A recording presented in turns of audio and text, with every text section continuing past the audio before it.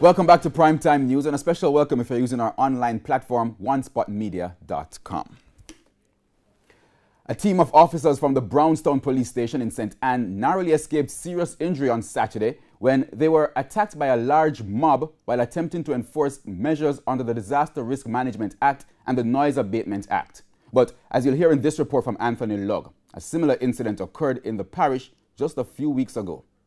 This was the police service vehicle the officers were using on Saturday night. The officers were responding to calls of noise at an event in retirement near Brownstown when they were challenged by attendees with stones and bottles. Head of the St. Ann Police Superintendent Carlos Russell spoke with our news center. When they got there, they saw a large crowd in what appeared to be a party.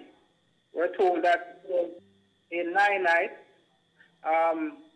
police would have ordered them to shut down the event.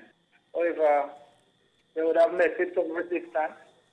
They were verbally abused, and unruly persons went on to throw stones and bottles at the police. The police had to retreat and fire 2 warning shots to disperse the crowd. But it's not the first time. In a similar incident last month, partygoers in Parrytown damaged a service vehicle and attacked police personnel while they were shutting down the event, which was being held in breach of the Disaster Risk Management Act.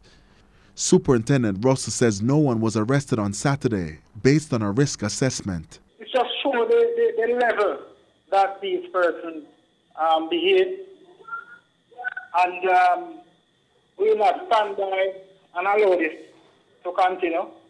The police will continue to enforce the law, and these persons who attack the police, they will not go unpunished. These persons will be caught and arrested. But our news team has learned that Sunday's event is just a part of several weeks of celebration for a well-known person who died recently.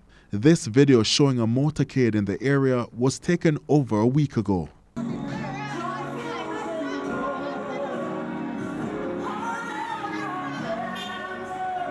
Meanwhile, concerns were raised about the enforcement of the Disaster Risk Management Act during Heroes Weekend.